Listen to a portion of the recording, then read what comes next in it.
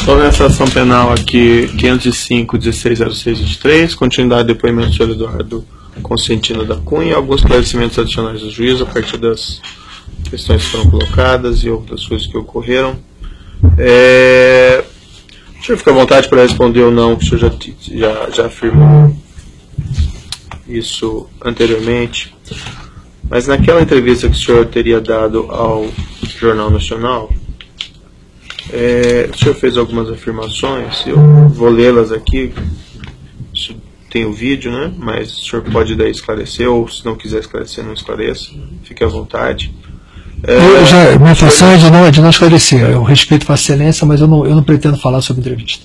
O senhor mencionou nessa entrevista sobre esses depósitos vindo da conta Cona. O senhor disse o seguinte: o trust não aceitou o depósito e não o movimentou. Nós temos os status, ele continua na moeda local, sem qualquer tipo de movimentação ou aplicação. Ficou parado anos inteiros na mesma moeda, colocado e depositado, porque o trust não tinha contrato comigo de administração desse ativo. O trust não tendo esse ativo contratado, ele não reconhece, não reconhecendo, ele não mexe. O senhor gostaria de esclarecer essa? Eu já falei sobre isso, eu não vou falar sobre a entrevista, que eu não me lembro se eu falei isso. O que eu falei claramente aqui, já falei que não houve aplicação desse recurso, e a prova disso é quando o senhor pegar o extrato, você vai ver que o recurso ficou sem aplicação do Money Market em nenhum momento. Até porque efetivamente não tinha um contrato, não existia um contrato, e eu não sei porque o trust não quis movimentar, mas é uma coisa que talvez o depoimento da senhora Elisa Mares possa esclarecer, ou do trustee. Você falou que não foi movimentado, mas... Não, ele não foi movimentado, só posso declarar, porque é só olhar os extratos que a gente viu que não foi movimentado. Certo, mas quando o senhor deu essa entrevista em 2015, o senhor já tinha transferido esse ativo para Netherton, não? Quando eu dei entrevista, as entrevistas que eu dei, que foram, vai dar entrevista todo dia, 3, 4 entrevistas. E certamente uma que saiu não pode não ser o conteúdo da outra. Então, por isso é que eu não vou comentar a entrevista. O que eu falo sobre o fato é, quando eu dei a entrevista, quer dizer, já era presidente da Câmara nesse momento, já estavam os recursos bloqueados. Então, não havia muito o que se falar. Então, já, obviamente, se for bloqueado, já estava transferido para a Netherton, que a transferência para a Netherton se deu em abril de 2014. É que aqui o senhor teria declarado que não teria movimentado, né? A Oro não movimentou esse recurso, e isso é facilmente comprovável. Basta verificar todos os extratos da Oro que fazem parte do processo, olhando mês a mês, eu tenho eles aqui, não há movimentação, a não ser em 2014, quando vai para a Netherton. Eles ficaram igual. Antes de 2015, né? Sim. Só foram movimentados quando foram para a Netherton, quando estavam na iminência de ir para a Netherton.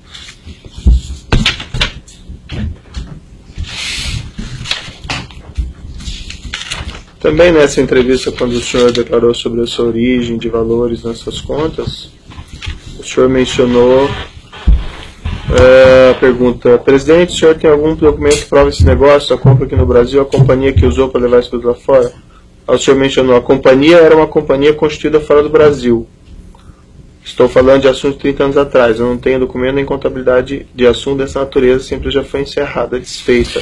Foi uma empresa, mais de uma empresa? Olha, eu tinha no exterior, tinha várias situações. Eu me lembro bem que eu estava juntando, o Vossa Excelência está falando uma coisa, e eu me lembrei de um fato. Na busca e apreensão que foi feita em 15 de dezembro de 2015, na minha residência, detinha documentos originais da Câmara de Comércio e Indústria Brasil Zaire. Que, aliás, eu não obtive de reaver, porque eu estava, inclusive, juntando, buscando em algum momento. Tem documentos originais da Câmara de Comércio e Indústria Brasil Zaire. A indagação que eu faço é porque aqui o senhor falou que era companhia também brasileira, estrangeira. Eu não me lembro da entrevista, então eu posso falar. O que eu posso falar é a situação real. Eu comercializava produtos em um certo momento da vida. Esses produtos que eu comercializava, tinha produtos brasileiros, tinha produtos fora do Brasil. Eu tinha empresa, que seria a empresa que era a empresa, como o senhor falou, que tinha conta fora do Brasil, e essa empresa fez muito desses negócios. Mas essa empresa era uma empresa no exterior ou uma empresa aqui no Brasil? Não, era uma empresa no exterior. Eu tinha empresa no Brasil de comércio exterior, já dei até o nome dela, HLB Comércio Exterior, e tinha também no exterior empresa que era tipo empresa offshore e que fazia comercialização de tudo. E que fez algumas comercializações e que recebeu transferências oriundas de vendas. Quando você vendia um produto e você convertia, você recebia como se fosse, digamos assim, mercado paralelo, que esses países não tinham divisa, o mercado paralelo desses países, não o mercado tradicional, países organizados, países sem divisa. A grande dificuldade que você tinha nesses países é que você não tinha licença de importação. eram países extremamente pobres. E como é que acontecia? Você só tinha uma licença de importação aquele que detinha uma licença de exportação. Ou seja, o sujeito que ia vender, por exemplo, o caso do Zaire, por exemplo, era tipicamente vendedor de cobre. Quando os vendedores de cobre... A indagação que eu fiz ao senhor só, se era empresa só estrangeira ou empresa só brasileira ou as duas? Teve as duas, mas a grande parte foi estrangeira. Então é diferente do que o senhor respondeu aqui. Eu não sei o que eu respondi, eu não posso contestar. Para mim, o que vale é o que eu estou lhe respondendo. Eu li ali, né? Mas consta aqui também na sua entrevista, quando foi indagado sobre esse valor, o senhor mencionou deve ter sido em torno, naquela época, em torno de 1 milhão, mais ou menos, do empréstimo. Né? O empréstimo até foi isso, meu, por acaso até foi, porque 500 mil eu paguei o advogado. Eu expliquei isso aqui ao senhor, foram 400 e 600 mil. Por acaso até foi. Eu não me lembro da entrevista, mas por acaso eu já expliquei, tive a oportunidade de explicar isso aqui detalhadamente. Mas o pagamento ao advogado não fazia parte do empréstimo? Fez, aí virou 1,5 depois com o empréstimo. O empréstimo em si foi 1 milhão. E o pagamento do advogado foi despesa agregada ao empréstimo que virou débito. Então, não tem diferença entre o que eu respondi e o que está colocado aí, por acaso, nesse caso. Tá bom. O senhor gostaria então de falar mais alguma coisa ao final do seu depoimento? Gostaria, se o senhor me permitisse, se você me permitisse, apenas para que não deixasse de mencionar nenhum ponto que pudesse ser importante para a minha defesa. Bom, em primeiro lugar, eu quero agradecer essa oportunidade que, infelizmente, a investigação ela não me deu. Talvez se tivesse me dado, muitos dos esclarecimentos já poderiam ter sido investigados mais a fundo. É claro que a denúncia que me atribui como ato de ofício, ato de corrupção de denominado Sr. Jorge Zelada, até da palavra final, ela não tem corroboração nesses autos nem na instrução probatória em nenhum momento. Além disso, eu já relatei aqui, eu tenho até dificuldade de entender que houve um ato de corrupção, como eu já falei, o Zelada não participou das reuniões, efetivamente os preços são malucos, há um ato de burrice. Eu dei uma série de coisas, eu peço se o senhor tiver algo a agregar. Eu vou tentar... É repetitivo. Mas é que às vezes a repetição, a própria denúncia é muito repetitiva em muitos pontos, e repete várias vezes a mesma coisa em várias páginas, então a gente tem que também saber rebatê-las.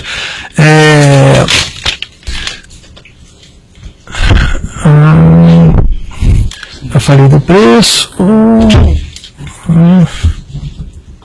Bom, na medida em que a gente não tem ato de corrupção, é muito difícil a gente poder falar em lavagem de dinheiro. Consequentemente, temos a discussão da imputação de evasão de divisas, que certamente se restar isso não é o juiz natural nesse para poder fazer essa avaliação. Mas isso é uma coisa que a defesa vai fazer e a Vossa Excelência vai poder julgar. O meu patrimônio, como eu falei no exterior, existente há mais de 25 anos, é maior do que o montante que foi bloqueado, não mais me pertence, que estava sobre a propriedade dos trustes.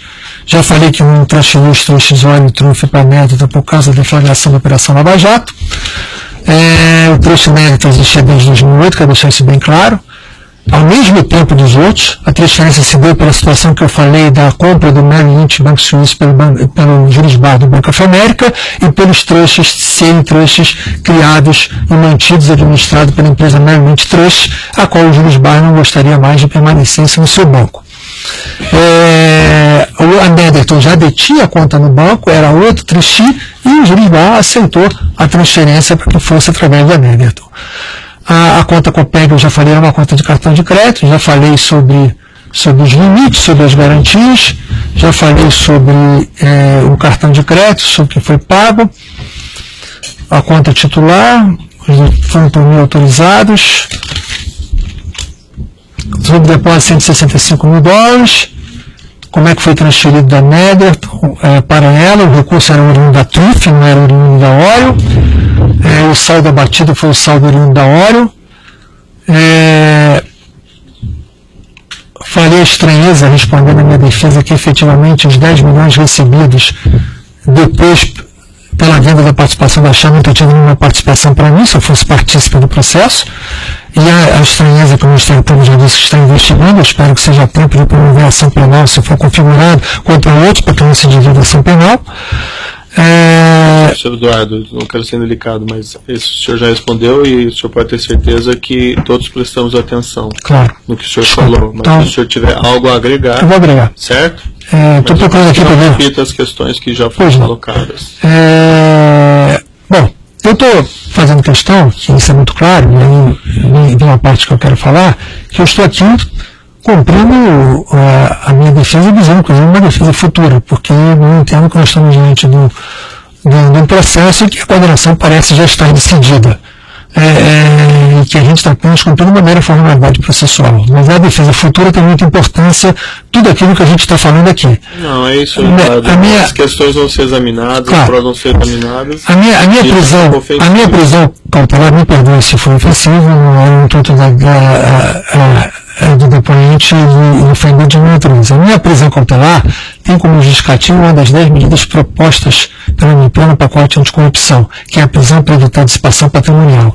Medida, inclusive, que já foi rejeitada pelo Congresso. Além disso, a argumentação que eu tenho dupla cidadania e teria risco de fuga não contemplada nas decisões do falecido ministro Elisa Vasco, inclusive a reclamação que eu formulei, ou na sua decisão monocrática, ele faz menção sobre essa parte, citando várias decisões de habeas corpus feitas por vários ministros do Supremo, de que simplesmente são fundamentos rechaçados pela jurisprudência da Corte há muito tempo, o fato do paciente supostamente possuir disponibilidade de recurso exterior ou dupla cidadania, por si só não constitui motivo suficiente para a decretação de prisão preventiva.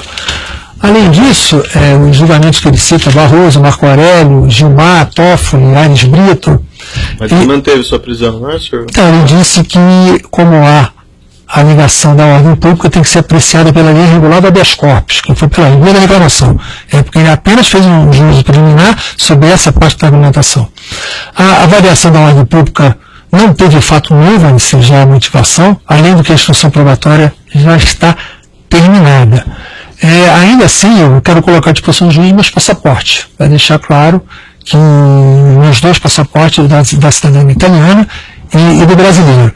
O MP, no pedido de argumentação da prisão, ele usou fatos não vinculados à denúncia da ação penal, que, segundo a peça, seriam transferidos para cá. Só que a decisão do Ministério foi mandar para a 10ª Federal de Brasília.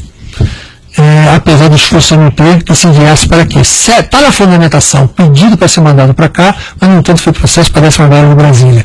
E que motivaram muito o decreto de prisão, inclusive o bloqueio dos carros da minha família. Gostaria também de alertar que pelo menos 3 depoimentos que eu vi desse juiz houve a expressão de competência suprema em relação a mim. Inclusive na sentença do João Augusto sobre a Vantage, quando eu era deputado federal e presidente da Câmara, foi feito perguntas específicas sobre essa transferência do Benin, quando a competência não era desse juiz nesse momento. E também depoimentos de Júlio Camargo. Essas questões, senhor Eduardo, já foram submetidas ao Supremo e foram rejeitadas, né? Talvez não. Essa não está ainda. Dar os fatos, deixar os seus advogados. Sem dúvida, mas eu faço questão de alertar essa situação. Quem mandou o processo do senhor para cá foi o Supremo Tribunal. Não, eu falei outra coisa. Eu disse que quem entendeu que a competência era aqui foi o Supremo Tribunal. Não é isso que eu falei, Excelência, me perdoe. O que eu disse é que na fomentação do Ministério Público foi acolhida por Vossa Excelência, tem fatos de processo que não está aqui, que foi mandado para Brasília. Isso não tem relevância. Eu quero aqui alertar que o juízo também tem uma responsabilidade pela minha segurança na medida de demais presos cautelares para essa operação que estão em presídios, misturados a condenados por crimes violentos e até coimputáveis, onde apesar das condições dignas e tratamento respeitoso, não há cumprimento da lei de execuções penais, além do que não se permite o contato com os advogados de forma necessária ao exercício da ampla defesa. Eu gostaria de dizer que eu também sofro do mesmo mal que cometeu a ex-primeira-dama Maria Letícia, um aneurisma cerebral. Aproveito até para prestar minha solidariedade à família pelo passamento. O presídio onde ficamos não tem a menor condição de atendimento se alguém passar mal. São várias as noites em que presos gritam sem sucesso por atendimento médico, que não são ouvidos pelos poucos agentes que lá ficam à noite. Gostaria também de dizer que nós estamos com um processo político aqui, onde empresas estrangeiras, eu queria protestar, são poupadas de responsabilização e empresas brasileiras pagam bilhões no exterior, além da perda de mercado. Ação penal indivisível. Mas não houve, por exemplo, a responsabilização da Capes Frios na sentença divulgada na semana passada, apesar da imputação direta da empresa pelo delator Zuri. Ou da Samsung, onde é pública a sua participação no esquema de corrupção que depois é presidente da Coreia. As punições não podem ser seletivas e poupar os corruptores internacionais. Falo com a autoridade que foi responsável pelo impeachment do ex-presidente da República para defender a legalidade do nosso país. Não é a minha prisão que vai me impedir de poder elencar as minhas opiniões. Que os verdadeiros culpados sejam punidos, mas respeitado o contraditório, a lei, o devido processo legal, e que não haja antecipação de cumprimento de pena por previsão cautelar ao arrepio da lei. É isso que eu queria ressaltar aqui, já que as questões todas foram pontualmente por mim respondidas, mas eu quero aproveitar a oportunidade e que a minha defesa entre com o meu pedido da minha soltura, em função do cumprimento da instrução probatória.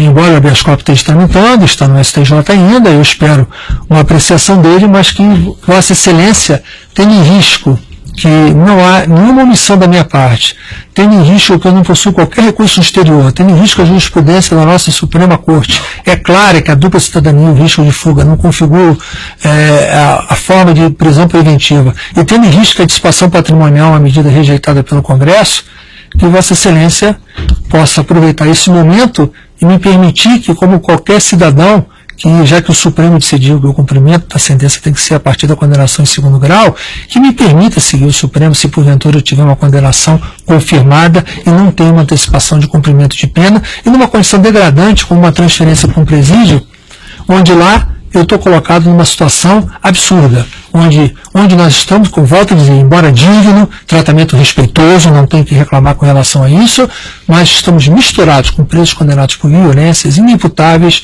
onde todos estão absolutamente em risco daqueles que estão presos dentro do presídio. Certo, senhor Eduardo Cunha. Dentro das suas colocações, só faço uma ponderação, que claro que certamente existe uma preocupação com a segurança de qualquer preso, seja de outro juízo, seja desse, mas até o momento não houve nenhum incidente, isso já há quase 3 anos, com presos decorrentes. Teve tentativa de fuga já lá clara, já está a própria rebelião de Piraquara foi ouvida por nós como se fosse dentro da prisão. Quer dizer, são situações que não é o cumprimento da execução penal, mas enfim, a minha defesa vai afetando fisicamente ou de qualquer forma qualquer preso dessa operação Lava Jato, certo? Nós estamos atentos aí a qualquer problema que aconteça, mas realmente não aconteceu nada até o momento, seja na carceragem da Polícia Federal, ou seja, na própria prisão estadual no qual o senhor se encontra. Quanto às questões das investigações do Ministério Público, isso o Ministério Público tem responder, existem várias investigações em andamento, e até mesmo hoje uma empresa recentemente fez um acordo, né, que o senhor deve ter ouvido falar, o Rolls Royce. Enfim, eu vou analisar essa questão da liberdade do senhor, que o senhor colocou, levar isso em consideração. Por hora, nessa audiência, eu vou manter a posição, até foi também a posição do ministro Teori Zavascki, que negou liberdade ao senhor. Não, ele não negou liberdade, ele negou seguimento à reclamação e fosse pela via regular, e cuja reclamação há um agravo que está pendente de apreciação, e há também a petição que a defesa... veja, eu não estou aqui para debater isso amanhã, inclusive no Supremo, mas o fato é que... A reclamação, né? Isso. Não o habeas corpus. O habeas corpus ele está no STJ. Isso, mas o fato é que o ministro Teori Zavascki entendeu que não lhe concedeu a liberdade na ocasião. Não, ele entendeu que não cabia reclamação, ele não entendeu que não cabia liberdade. Só para a reação. Se ele entendesse que ele devia conceder liberdade ao senhor, ele teria concedido, certo? Então, eu declaro encerrado esse interrogatório. Excelência, só... Tem duas... O senhor não vai fazer a ata, né? Sim. É requerimento ou é pergunta? Sim, 2 requerimentos.